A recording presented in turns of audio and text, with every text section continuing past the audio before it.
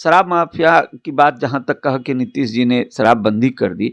आज कितना करोड़ रुपया जो शराब की फैक्ट्रियों में लगाया गया था, इन्वेस्टर आके लगाए थे, कैसे विश्वास करेंगे? एक क्षण में लालू के राज में, लालू जी के राज में फिर नीतीश जी जंगल राज कह के अलग हुए और फिर जंगल राज जिसको कहते थे उसी में शामिल हो गए। कैसे भरोसा करे इंसान? नीतीश जी कह दिए कि तेजस्वी जी की सरकार, तेजस्वी जी अगले से आगे से देखेंगे बिहार को, तो ये भरोसा कैसे करे? क्योंकि राजद के राज्य में जो घटनाएं हुई है, जिस तरह से पलायन हुआ, अभी लोगों ने भूला नहीं है। उम्मीद नहीं है आपको कि 50,000 करोड़ का जो नहीं, एमओयू है इन्वेस्ट नहीं हो पाएगा? नहीं, नहीं, मुझे तो भरोसा नहीं है इस बात पर कि ये एमओयू जो साइन हुआ है, ये पूरा सब सफलीभूत हो जाएगा, मुझे ये भरोसा नहीं। सरकार का जो प्रशासन का कंट्रोल है, वो कमज़ोर हो जाता है, चूँकि जो नेतृत्वकर्ता हैं, जो सरकार में हैं, उनका कहीं न कहीं इंटरफेरेंस जो है, प्रशासन पर बढ़ जाता है। आज आज अपराधी अपराध करते हैं, कल बेल लेके चले आते हैं।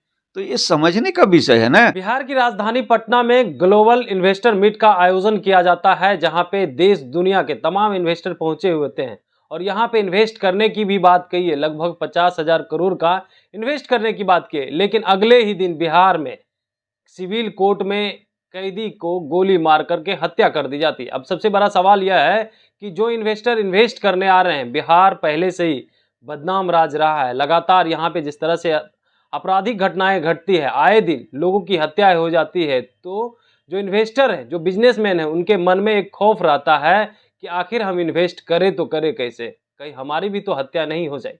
अब इसी पे बात करने के लिए हमारे साथ आम जनता पार्टी राष्ट्रीय के सुप्रीमो हैं विद्यापति चंद्रवंशी जी। कैसे देख रहे हैं इसको, जिस तरह से इन्वेस्टर पहुंचे हैं, लगभग 50,000 करोड़ का जो है एमओयू हस्ताक्षर हुआ है उसको लेकर? देखिए, यह प्रयास माननीय मुख्यमंत्री जी ने पहले भी किया है और मुझे याद है शाहनवाज साहब उद्योग मंत्री थे और उस समय बिहार में एक बना था, एक आधार बन रहा था कि जहाँ पर इन्वेस्ट की बात हो रही थी। लेकिन जब माननीय मुख्यमंत्री जी अपने जदयू को भारतीय जनता पार्टी के एनडीए गठबंधन से लेके जिससे ही ये महागठबंधन में राजद के साथ आए हैं, तो सवाल यहाँ पर ज़रूर कहीं न कहीं जो भी पूँजीपति होते हैं, वो अपने पूँजी को हमेशा कहीं सुरक्षित जगह लगाना चाहते हैं, ये उनका सोच है। तो अब आप ये बताइए, हमारा ही सवाल है कि ये परिस्थिति जो है बिहार में 2000 जब से 5 से पहले जो बिहार की स्थिति थी, जिस समय उद्योगपति पलायन कर रहे थे, उस समय बिहार में क्या माहौल था? उद्योग धंधे में डॉक्टर का अपहरण हो रहा था, उद्योग धंधा जिनका उद्योगपति थे उनका अपहरण हो रहा था, फिरौतियाँ माँगी जा रही थी, उनके बच्चे का अपहरण हो रहा था और कहीं न सरकार ने खुली छूट दे रखी थी उस समय। तो अब आप ये समझिए कि जो बदनामी टीका एक बार लग जाता है जिस राज्य पर, तो ये सबसे महत्वपूर्ण समझने की बात है कि उस पर भरोसा करे तो लोग कैसे? क्योंकि यह ये नहीं है कि वहाँ जा रहे हैं काम करने, वहाँ करोड़ों अरबों रुपया किसी पूँजीपति का वहाँ इन्वेस्ट होता है।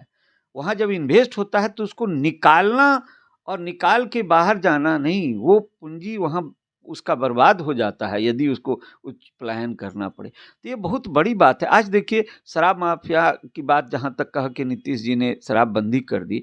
आज कितना करोड़ रुपया जो शराब की फैक्ट्रियों में लगाया गया था, इन्वेस्टर आके लगाए थे, कैसे विश्वास करेंगे? एक क्षण में उसका देखिए, आपके लिए एक अलग इश्यू था, लेकिन जो इन्वेस्ट किया उसके लिए एक अलग इश्यू था।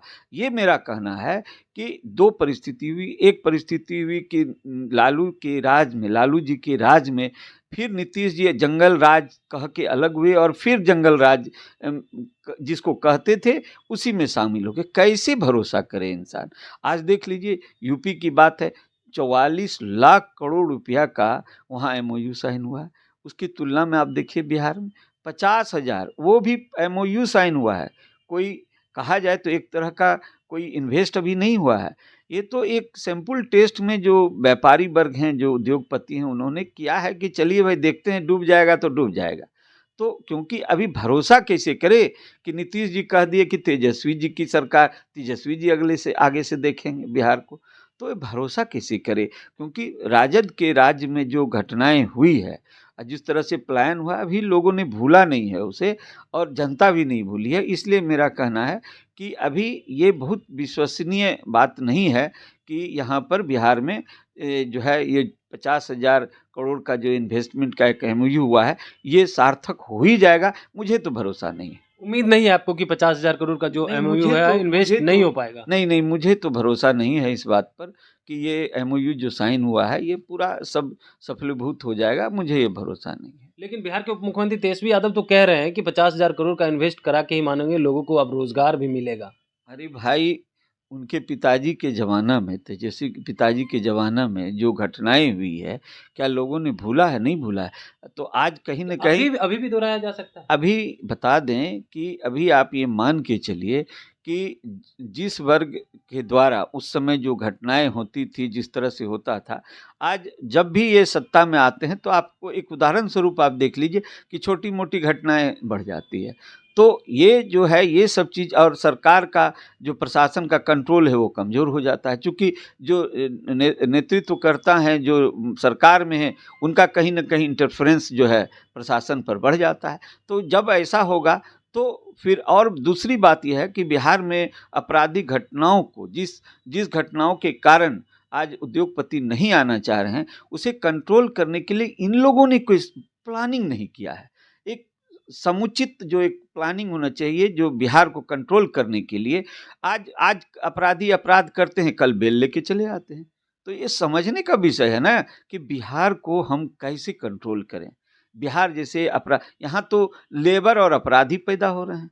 इसलिए मेरा कहना है कि मुझे तो इन सब बिंदुओं पर बहुत भरोसा नहीं है कि अभी ये जो ग्लोबल समिट उद्योगपतियों का हुआ है, ये सफल होगा कितना प्रतिशत, वो तो समय बताएगा। पलायन की भी बात आपने की है, लेकिन अब वो महागठबंधन की जो सरकार है वो कह रही है कि अगर इन्वेस्टर इन्वेस्ट करते हैं तो पलायन भी रुकेगा, और जो मजदूर की फैक्ट्री बिहार बन के रह गई है उसे रोकने के लिए हम हर संभव कोशिश करने के लिए तैयार हैं। अरे भाई, बगल के राज्य में 44 लाख करोड़ का एमओयू हुआ है, आपके यहाँ 50,000 करोड़ का हुआ है। पहले तो इसी को तुलना कर लीजिए कि आप पर कितना विश्वास कर रहे हैं लोग। इसलिए ये सब विषय जो है मेरे समझ से ये सब नहीं है। अब एक कुछ आए हैं लोग सम्मान के लिए, नीतीश जी के मान सम्मान के लिए इन्वेस्ट के लिए एमओयू किए हैं 50,000 का, देखिए अब कितना सफल होगा। एक आखिरी सवाल लेंगे, महागठबंधन की सरकार है और जब से नीतीश कुमार राजद के साथ आए तो क्या लग रहा है, पहले जो विकास हो रहा था या अभी विकास हो रहा है? क्या लग रहा है, पहले विकास हो रहा था या अभी विकास हो रहा है? देखिए, जहाँ तक विकास का सवाल है, जहाँ तक मेरा जो कॉन्सेप्ट है, आम जनता पार्टी राष्ट्र की हैसियत से मैं बताऊँ कि आपने पुल बना दिया, ये तो मूलभूत सुविधाएँ हैं।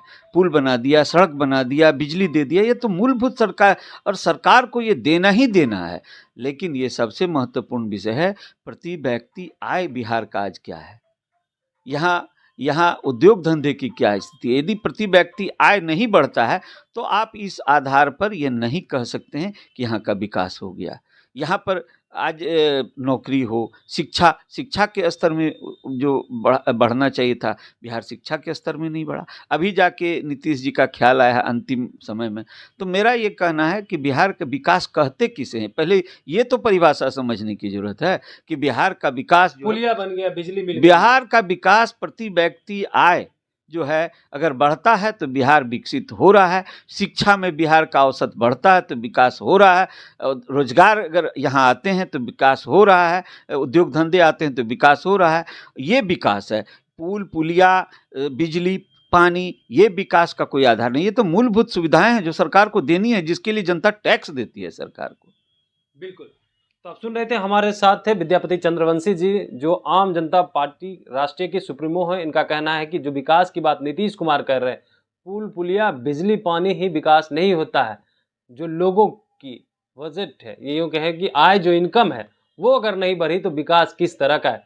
वहीं पे जिस तरह से इन्वेस्टर यहाँ पहुंचे हुए थे इन्वेस्ट करने के लिए, जो हस्ताक्षर किए, उसको लेकर के भी इनका कहना है कि वो लोग तो टेस्ट कर रहे हैं, क्योंकि बिहार में आए दिन जिस तरह से आपराधिक घटनाएं हो रही है तो अभी भी विश्वास नहीं है। क्योंकि 90 के दशक में लोगों ने देखा है, यहाँ जो बिजनेसमैन थे वो पलायन कर गए, तो अब कैसे यकीन करेंगे। जो नीतीश कुमार इनके खिलाफ जाकर के सरकार बनाई थी, आज उसी के साथ हो गए हैं। इन्वेस्टर टेस्ट कर रहे हैं, शायद वो करे ना करे, पूरा यकीन तो हमें नहीं है। Kamlesh Kumar, live Bihar, Patna. Live Bihar YouTube पर सब्सक्राइब और फेसबुक पर लाइक जरूर करें।